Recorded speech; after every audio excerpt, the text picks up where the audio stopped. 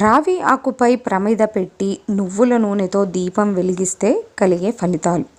రావి చెట్టు విశేషాలతో కూడుకున్నది. శాపాలు, దోషాలు, పూర్వజన్మ కర్మలను ఈ రావి చెట్టు తొలగించగలదు.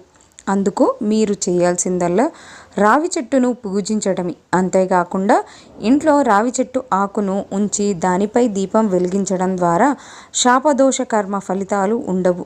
పూర్వజన్మల పాపాలు తొలగిపోతాయి. రావి చెట్టు ఆకుకు తీసుకొచ్చి దానిపై ప్రమిదను ఉంచి నువ్వుల నూనెతో దీపం వెలిగించే వారికి అనుకున్న కార్యాలు దిగ్విజయంగా పూర్తవుతాయి.